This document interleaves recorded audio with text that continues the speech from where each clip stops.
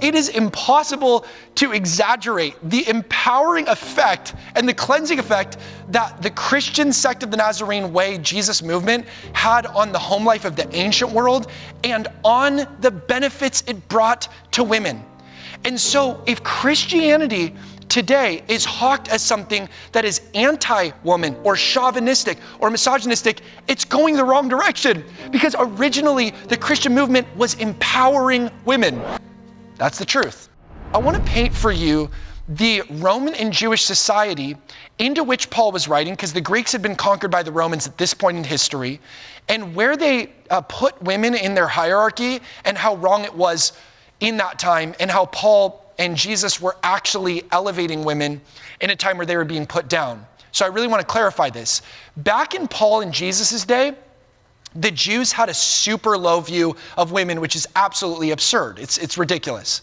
So this is what they would do. In his morning prayer, there was a sentence in which a Jewish man gave thanks that God had not made him a Gentile, a slave, or a woman.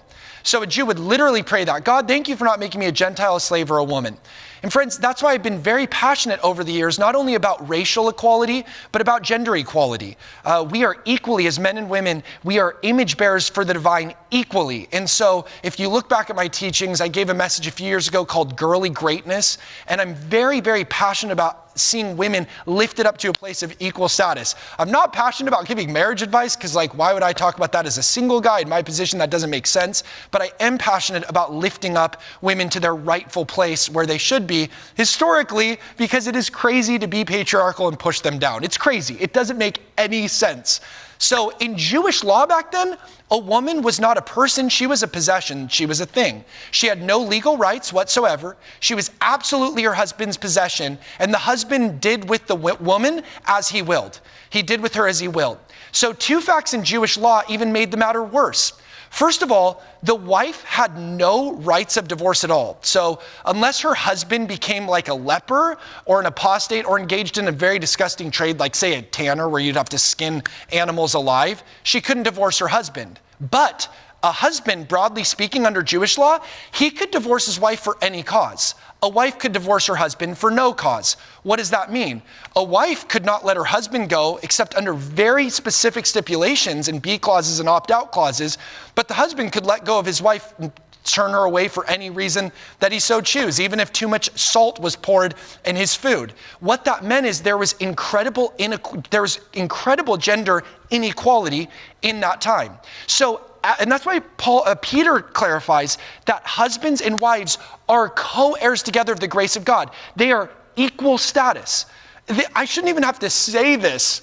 But there is still misogyny and chauvinism that's happening today of objectifying women. So I shouldn't even have to talk about this. It breaks my heart that I even have to say it. But we need to continue to fight for racial equality, as we've been talking about, but also gender equality. Now, at the time of Christ's coming, the marriage bond was in peril, even among the Jewish people, so much so that the very institution of marriage was pretty much threatened, since Jewish girls obviously were refusing to marry because their position as wife was so uncertain. So by the time Jesus came, women were saying, why would I get married? This doesn't make sense. My husband has me as his possession. He can divorce me for any reason. I can't let go of him or divorce him for any reason. This is unfair gender inequality. I'm his possession. This makes no sense. Why would I get married? So historically, by the time Jesus came, some Jewish women were not getting married at all because of the incredible disparity between rights when it came to husbands and wives. But it wasn't much better in the Greek world. The Greeks expected the wife to run his home, to care for his kids as long as they were his legitimate children. But as far as sexual pleasure and companionship, he went elsewhere, to prostitutes, to concubines, to other lovers. But the woman, she had to raise the kids and take care of the house while the guy could just go gallivanting off. It was really messed up. So that's the Greek culture. We tackled the Jewish culture. Let's go over to the Roman culture. In Rome, the matter was probably worse of all.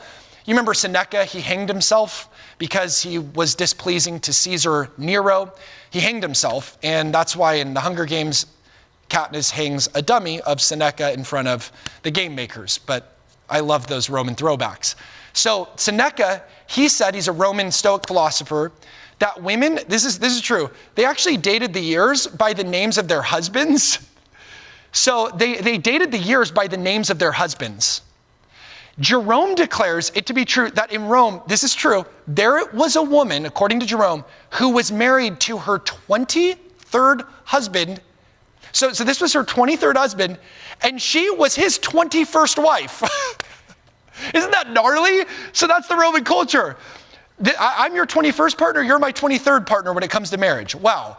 So it is impossible to exaggerate the empowering effect and the cleansing effect that the Christian sect of the Nazarene Way, Jesus movement, had on the home life of the ancient world and on the benefits it brought to women. And so if Christianity today is hawked as something that is anti-woman or chauvinistic or misogynistic, it's going the wrong direction, because originally the Christian movement was empowering women. That's the truth. Ben Courson here. Thank you so much for watching my new YouTube channel. Make sure to smash that like and subscribe button, share this video with all your friends, and hit that bell so you're notified every time a new video comes out. May the hope be with you.